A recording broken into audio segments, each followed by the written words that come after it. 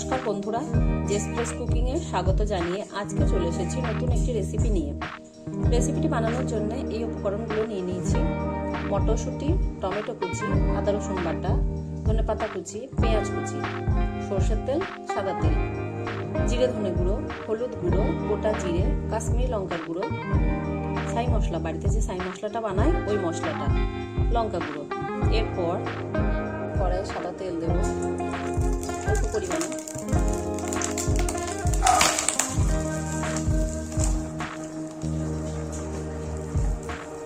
শুধুটা একটু ভেজে নেব, তাহলে কাঁচা যে ভাবটা ওটা থাকবে না। ভাজা হয়ে গেছে, এবার ঢেলে নেব। এরপর সরষে তেল দেব, কুচি দেব, অল্প পরিমাণে একটু গোটা জিরে দেব,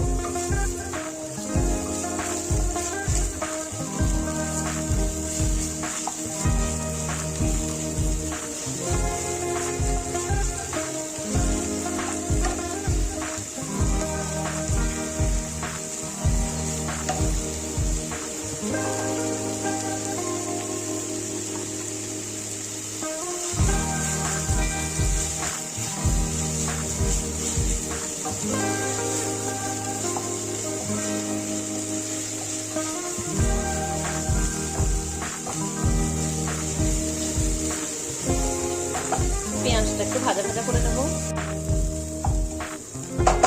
পেঁয়াজটা ভাজা হয়ে গেছে, এবার আদা রসুন বাটা দেব।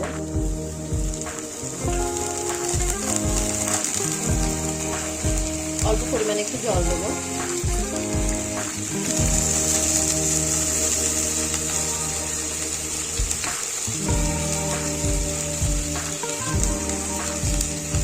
জিরে ধনে গুঁড়ো দেব, ছাই মশলা দেব, হলুদ গুঁড়ো দেব,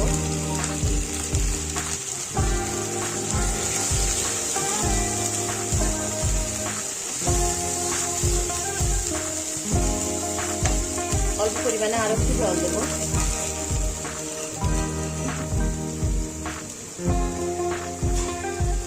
কাশ্মীরি লঙ্কার গুঁড়ো দেব, লঙ্কা গুঁড়ো দেব। ঝালটা আপনাদের পছন্দ মতো দেবেন, আর অল্প পরিমাণে স্বাদ মতো লবণ দেব।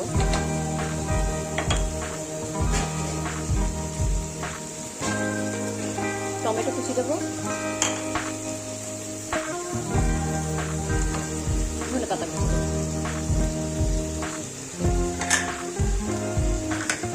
এবার সব উপকরণগুলো একসঙ্গে মিশিয়ে নেব ভালোভাবে।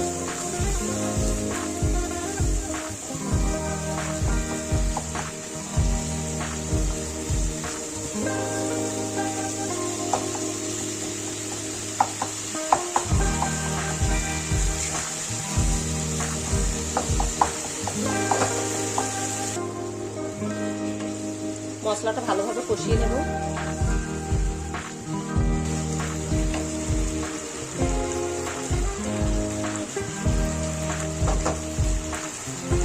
মশলাটা কষানো হয়ে গেছে, এবার মটরশুঁটিগুলো দিয়ে দেবো।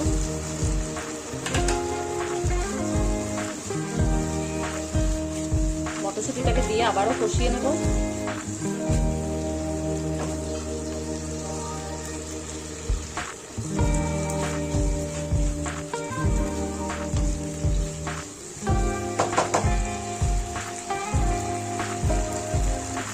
কষিয়ে নেব। 2 মিনিট পর এবার জল দেব।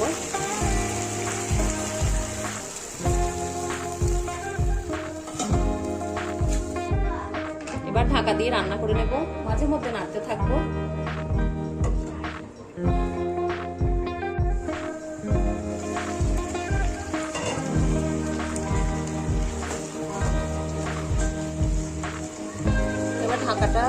ঢাকনাটা খুলে দিয়ে আর একটু নাড়াচাড়া করে নামিয়ে নেব।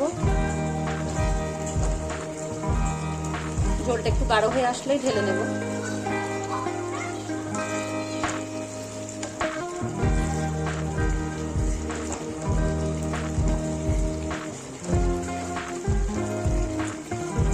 রান্নাটি হয়ে গেছে, এবার একটা প্লেটের মধ্যে ঢেলে নেব।